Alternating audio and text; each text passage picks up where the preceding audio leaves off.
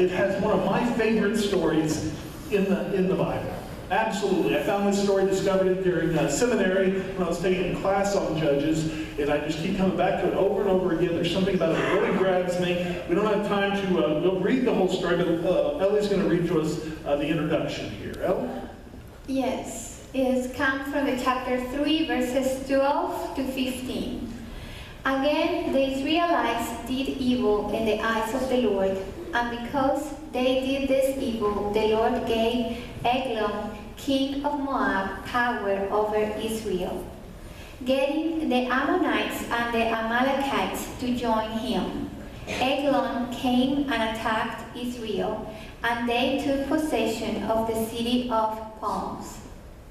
The Israelites were subject to Eglon, king of Moab, for 18 years. Again, the Israelites cried out to the Lord, and he gave them a deliverer, Ehud, a left-handed man. May God bless the reading of his word. Great. That was wonderful. Thank you, especially with the Ammonites and the Amalekites. That was just some tough ones, right? So you call him Ehud? I'll call him Ehud. That's what I'm used to calling him. So I'll call him Ehud. But that's... I Google it. And yeah, I said, okay. She Googled it. Okay, well now I'm embarrassed. I've called the wrong name all these years. Ehud. That's what I call it. Ehud. Yeah, this grabbed my attention when I read it the first time in seminary. As I said, I was taking a class on Judges. It was all about the Judges, which is great. And Judges is wonderful, and all of it is very interesting. It's really all about heroes, and that's what I want to talk about today, because each one of the 12 judges, in one way or another, is a hero. And certainly that's true of Ehud. In fact, Ehud falls into a category of all the judges. The reason I like Ehud the best is he is most like the action heroes I grew up with in the 1980s. In the 1980s, we had all these great action hero movies. And this story of Ehud reminds me of those action hero movies. So if you're like me and you know who ran around barefoot in Nakatomi Tower, or you remember which movie Arnold Schwarzenegger played Colonel Matrix, or you remember the weapon that Sylvester Stallone always carried on his belt. If you're one of those people that loves these action movies, you'll probably love this story too, because it's very much like these old action heroes. And you'll see a lot of, and one thing it has in common is, and one reason you don't hear this Ehud preached about very often, I think, is that it is very gory.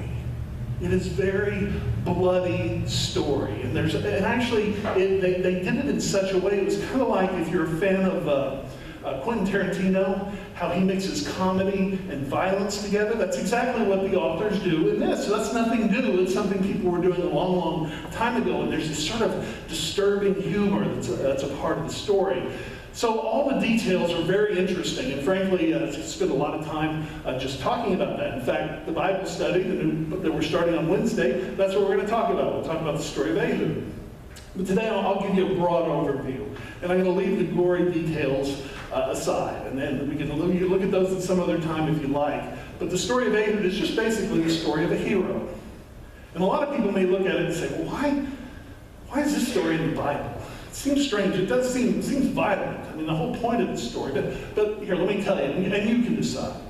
So Ehud lived during a time when this king, called King Eglon, of the neighboring kingdom of Moab, had taken over Israel. He had brought his armies in, and they had taken over a big chunk of it, including the area where Ehud's people, the Benjaminites, one of the 12 tribes of Israel, lived in this area and had taken it over, and had already also taken over this city that the Israelites were very proud that they had just taken over not long before, the city of Jericho. So they'd held Jericho for a little while, and they had lost it to the Moabites. And King Eglon, instead of staying over in Moab, moved his court to Jericho. So there he was. His court even was in their country, and he was ruling over them and was demanding, as these rulers will, a tribute. Send me a tribute. Send me gold, send me jewels, or maybe just a portion of your crops each harvest. And somebody had to bring that to the king. And I would imagine nobody wanted that job. You think you have a hard time getting people to volunteer for stuff? I'm sure nobody wanted to volunteer for this assignment of going and having to give a part of their wealth to this king that had been oppressing these people. Well, one day Ehud, our hero, volunteers because Ehud has a plan. He's got something in mind. And in fact, when he gets there and finally gets to the king and is in the palace, he makes an excuse to be alone with the king.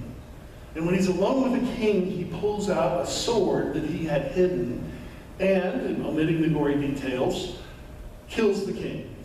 He assassinates him. And then he had to use some trickery to get that sword in, and then he had to use some trickery to leave and to get away. And that's what he did. It was a little bit like John McClane going through the ducks in the Nakatomi Tower with his flashlight, or with his lighter. That's kind of what Ehud had to do to get away. He had to go down and kind of crawl around through this tunnel to get out of the palace. And finally he was able to get out, and that was important because he ran all the way home. He found his fellow Benjaminites. He told them what he had done, and they said, wow. Well, clearly this guy is brave, and clearly he's blessed by God. I mean, he got away with this incredible thing that none of us had the courage to do, and he did it, and he got away. Let's follow this guy. And so 10,000 of them raised up, and they followed Ehud, and they went out to a certain spot, and they met the Moabites there, who were all in disarray because the king was dead, and they killed them all. Killed all the Moabites. And so for the next 80 years, the Israelites were in charge of the Moabites. The Moabites were now sending tribute to the Israelites. This was a great reversal that we see so often in the Bible. You know, you're in trouble, you're down, and then God makes this great reversal possible. And that basically, omitting a lot of the details, is the story of Ehud. It's the story of a great hero. And we have to remember that this story was told over and over and over, the great oral tradition of the Hebrew people, told out throughout the generations, and then finally, because it was told so often, because it was so important to the people, it was written down. It's why it's in the Bible here today, and why God has given it to us, is this interesting story, this story of a hero. And why? Why is this a story that has come down to us today? Given the violence of it, given how a lot of the humor that I didn't talk specifically about that exists there is kind of off-color humor that we wouldn't really appreciate, or we don't tend to appreciate as much today, why was this story so popular? Well, I think it's simply because Ehud was a great hero. He was a great hero, and we all need heroes in our lives. In fact, as we go throughout our lives, we're a lot like the Israelites in the book of Judges. They're going up and down.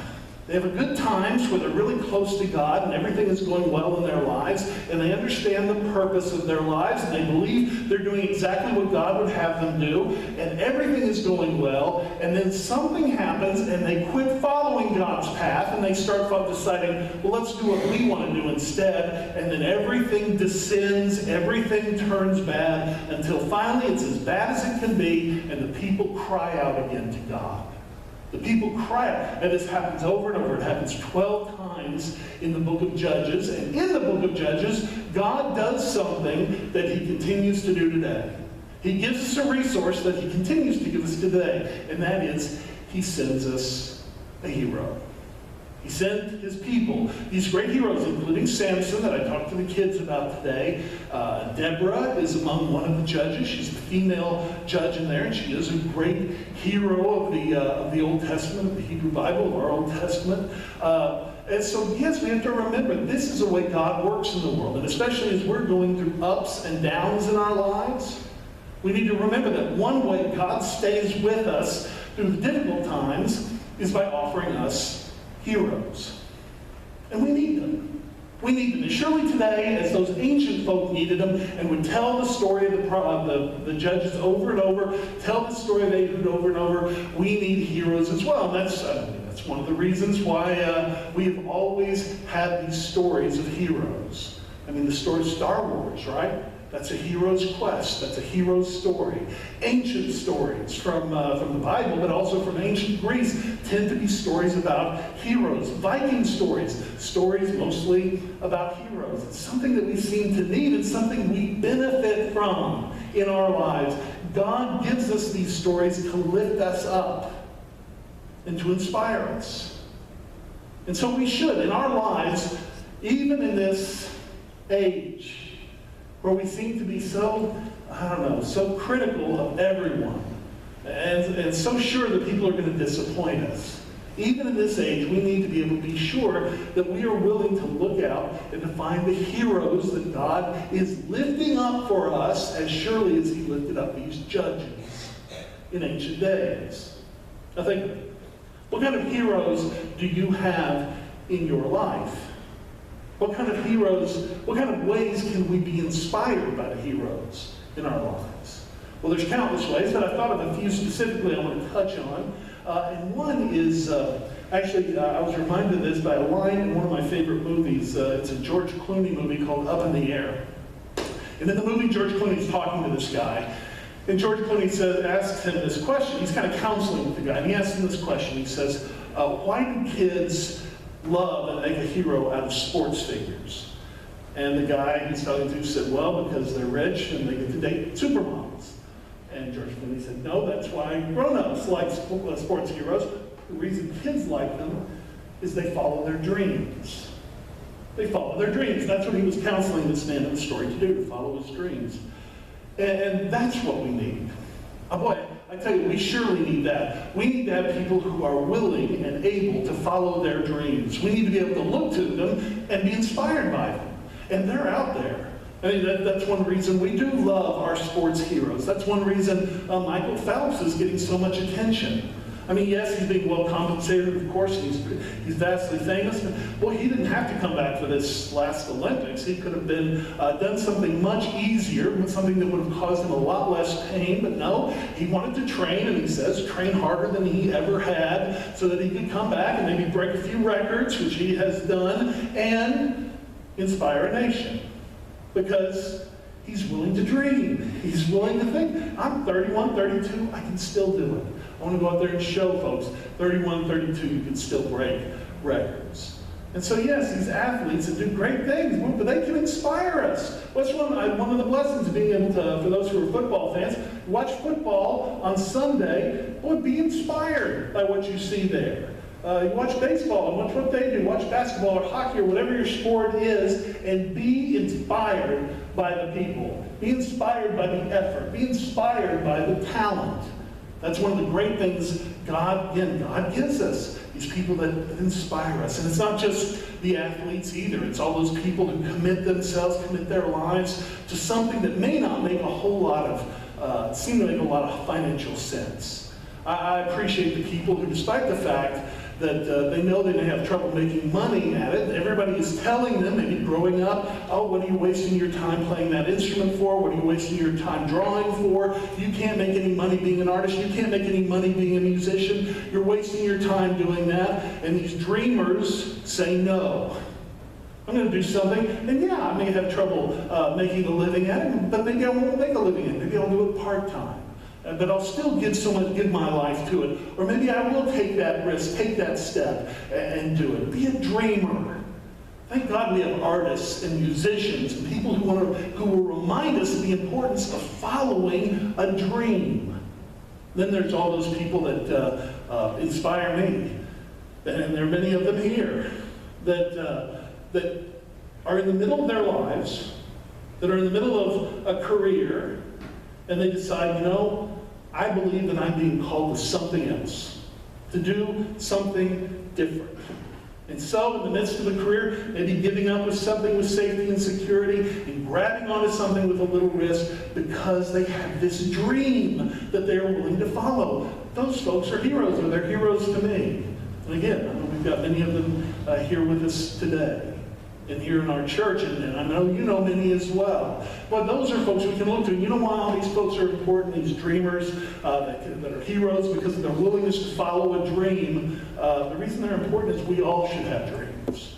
Wherever we are in our lives, we should still have dreams that, God is inspiring us with, that God is giving us, and we should be reminded through these heroes that we need to keep following our dreams, whatever they are. Keep following our dreams, even if we're not being paid for it. Follow our dreams, even if it'll be risky. Follow our dreams. And that's what these folks inspire us to do. God gives us heroes to inspire us to follow our dreams, and thank God for that. But there are other heroes as well. There are folks who inspire us to live good lives. I hope you've had these folks in your life, because I sure have. Lots of people who simply are good at making good, ethical choices in their lives, who do the right thing. Now, you don't really normally see these people lifted up in, on TV, or there's no special about them or anything. I mean, we lift up people for lots of reasons, but living ethically over a long life isn't one of them. But I'll tell you, there are many people like that that are my heroes. One that we lost quite a while ago is Dave Farmer, who was the associate minister here at the church. And talk about a guy who lived his life ethically, who would think, and he would actually say, is what I'm about to say helpful? Is what I'm about to do helpful and loving? And to be able to think in that way and to treat his life to become, to me, especially an ethical model. And that's something we should have too. People we look up to because they've done it. And especially the people who don't just do it for a day or two or haven't just been working on it for a year, but over a long, long life have lived ethically. They are heroes. And we should all have one or two or three or 20 in our lives. And that's true of spiritual heroes as well. I think that's one reason we come to church, one reason we're called here by God, is so that we can look around and we can find some people that spiritually we look up to, who can spiritually inspire us, spiritual heroes. And so we come here, and I'll tell you, I believe that's true, because where are my spiritual heroes? They're right here. They're right in front of me. They're here in this service. They're up in our service in Spanish. They're at our service, traditional service at 9:15. My heroes are here in the church. People who are willing to give of themselves in so many different ways. People who are constantly patient with others. People who show great love to the strangers. All of these folks, my spiritual heroes right here. And I hope you have them as well. Spiritual heroes in your life. Spiritual heroes that you can follow. Of course, one of the difficulties is nobody is perfect.